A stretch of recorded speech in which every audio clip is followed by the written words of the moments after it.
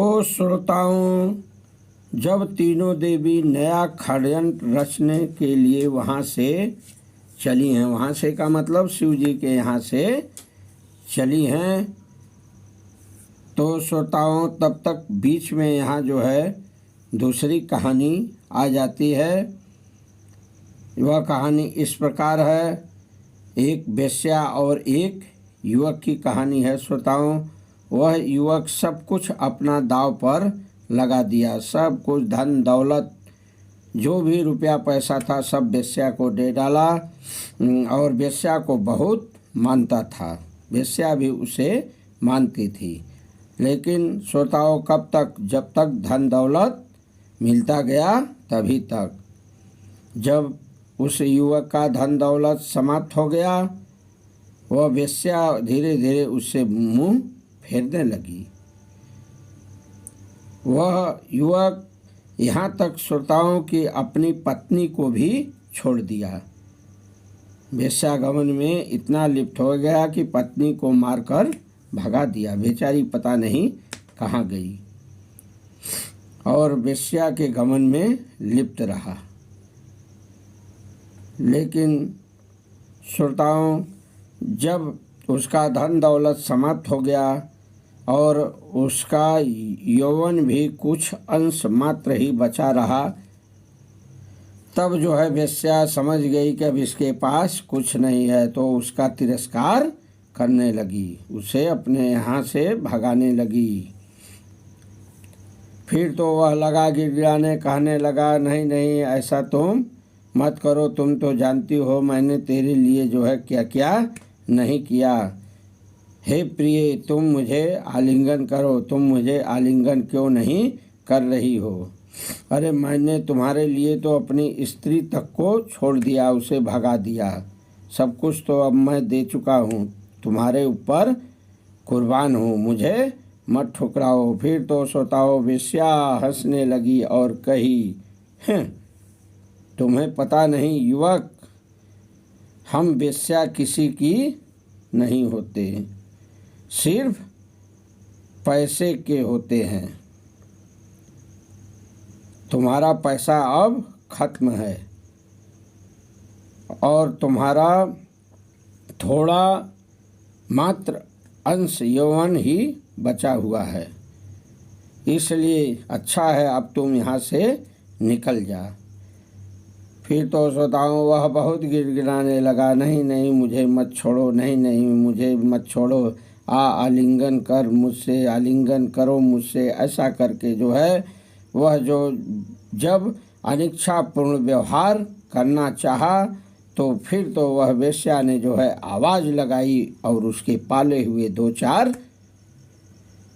पुरुष दौड़े और फिर तो जो है श्रोताओं उस युवक की ऐसी धुनाई किए कि उसके चेहरे का सांचा बदल गया, दूसरा फोटो आ गया चेहरे पर, तनी मार पड़ी।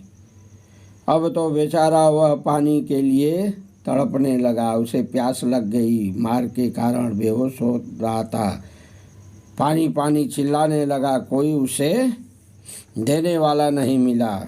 वैसा सब उसे वहाँ से ढकेल कर तिरस्कार करके भगा दी। अर्ध बेहोशी में वह लगा लड़खड़ाने, पानी पानी चिल्लाने लगा, कोई गली में उसे पानी देने वाला नहीं मिला।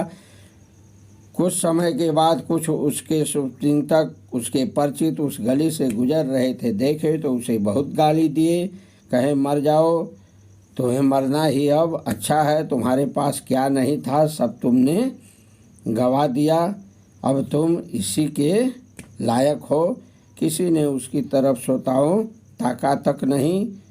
और फिर तो वह बेचारा अपने को घसीटते हुए, हाँफते हुए, लड़खड़ाते हुए जो है जंगल की ओर चलता गया। तो श्रोताओं उसे क्या पता था कि वह जंगल तपोवन है, और श्रोताओं वह तपोवन वही तपोवन है जहाँ अत्रि मुनि 100 वर्षों से तप कर रहे हैं। 100 वर्षों से तप जारी था अत्रि मुनि का वहाँ पर, इसीलिए वहाँ पानी उनी नहीं बरस रहा था, त्रिमुनि के कारण सब सूख गए थे। पेड़ पौधे करीब करीब, कुआं तालाब में पानी रह ही नहीं गया था। और ये बेचारा जो है हाथ से लड़खड़ाते जो है सब जगह बेचैनी से पानी की एक एक बूंद के लिए तरसने लगा, खोजने लगा, कहीं उससे पानी नहीं मिला। बहुत पश्चाताप किया और कहने लगा अपने को कि लगता है हम पापी के वजह से यहाँ सारे नदी नाले कुएं सूख गए हैं। फिर तो श्रोताओं भगवान का याद किया, अपने पाप को याद किया है और करते करते बेचारा जो है बिना अन्न जल के अचेत होकर वहीं जंगल में गिर पड़ा। फिर तो श्रोताओं घटना घट गई। नर्मदा नाम की लड़की उसी वन में तपस्या कर रही थी और वह तपस्या करते हुए नर्मदा जो है ईश्वर के दर्शन के साथ देखती क्या है कि कोई युवक पानी के बिना प्राण त्यागे जा रहा है।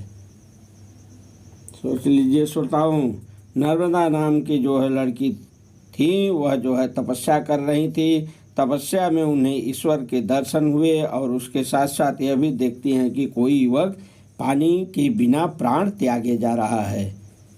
फिर तो वह जो है आई हैं श्रोताओं नर्मदा, उनके समीप आते हैं, उनके तेज से, उनके सतीत्व बल से, सतीत्व के प्रभाव से जो है शीतल मंद सुगंध हवा बहने लगी और उनके तेज से फिर जो है उस युवक की आंखें खुल गई, उसे होश आ गया। फिर तो उससे पूछने लगी कि कहो युवक तुम कौन हो और यहाँ क्यों लेटे हो। फिर तो वह अपने को बताने लगा, मैं पापी हूँ, पानी के मुझे दर्शन नहीं हुए, मैं प्यास से व्याकुल हूँ, पानी के तलाश में मैं यहाँ तक आ गया हूँ, मैं बहुत बड़ा पापी हूँ। ऐसा करके जो है वह पानी के लिए तरसने लगा।